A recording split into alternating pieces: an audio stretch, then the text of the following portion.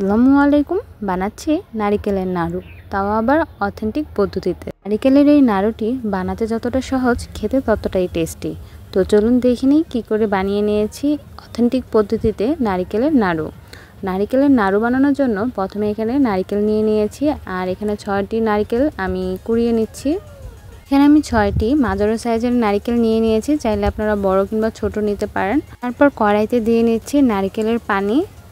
চেষ্টা করবেন এখানে নারিকেলের পানি কিছুটা হলেও দিতে, এতে করে কিন্তু নাড়ুটি বেশি সুস্বাদু হয়। তারপর কুড়িয়ে নেওয়া সেই নারকেলগুলোকে এখানে দিয়ে দিচ্ছি। তারপর দিয়ে দেব স্বাদ অনুযায়ী চিনি। চিনির পরিমাণটা আর বলছি না কতটুকু দরকার, আপনারা আপনাদের স্বাদ অনুযায়ী কিন্তু এই চিনিটি দিয়ে নিতে পারেন। আর অবশ্যই কিন্তু স্বাদ অনুযায়ী লবণ দিতে ভুলবেন না। এখানে এই নাড়ুর ভিতরে লবণ দেওয়ার ফুটেজটি হয়তো বা কোনো কারণে স্কিপ হয়ে গেছে, তো আপনারা অবশ্যই কিন্তু স্বাদ অনুযায়ী লবণ দিবেন। তারপর একসাথে সবগুলো উপকরণকে এভাবে মাখিয়ে নিতে হবে। এখানে কিন্তু আমি কোনো প্রকার গোটা মশলা দেব না। গোটা মশলার পরিবর্তে এর মধ্যে কি দেব তা দেখতে হলে অবশ্যই ভিডিওটি সম্পূর্ণ দেখবেন, তাহলে বুঝে যাবেন। তারপর মাখানো শেষ হলে চুলাতে বসিয়ে দেব। তারপর আস্তে আস্তে এই নাড়ুটিকে নাড়তে থাকবো আর রান্না করতে থাকবো। এর মধ্যে কিন্তু চিনি থেকে রস বের হতে শুরু করেছে। নাড়ুর মধ্যে চিনির পানি শুকাতে শুকাতে আমি কিন্তু এখানে 200 গ্রাম মুড়ি ব্লেন্ড করে নিয়েছি।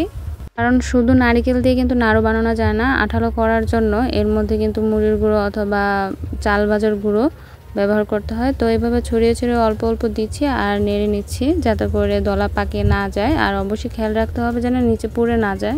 সেজন্য চুলার তাপমাত্রা একদম লোতে রেখে অল্প অল্প করে এই মুড়ির গুঁড়ো দিব আর নেড়ে নেব।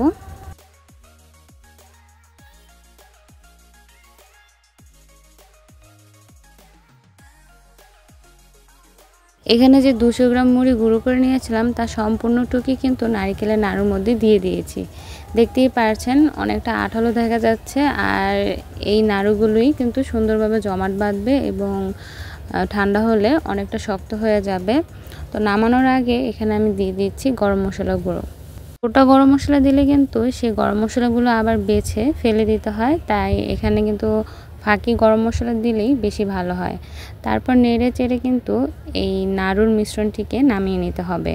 তো নাড়ু বানিয়ে যে রাখবো তার জন্য প্রথমে একটি ট্রেতে আমি মুড়ি ফাঁকি করে রেখে দিয়েছি, করে নাড়ু বানিয়ে রাখলে আর আঠালো ভাবটা না লাগে। তো আমি প্রথমে এক হাত দিয়ে বানিয়ে দেখিয়ে দিচ্ছি যে কতটা সুন্দর করে এই নাড়ুগুলো গোল করা যাচ্ছে। তারপর 2 হাত দিয়েও বানিয়ে দেখিয়ে দিচ্ছি।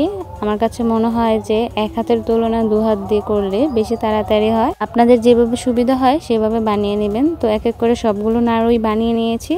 তো আশা করি আজকের এই নাড়ুর রেসিপিটি আপনাদের কাছে ভালো লেগেছে। ভালো লাগলে আমার পাশে থাকবেন। আল্লাহ হাফেজ।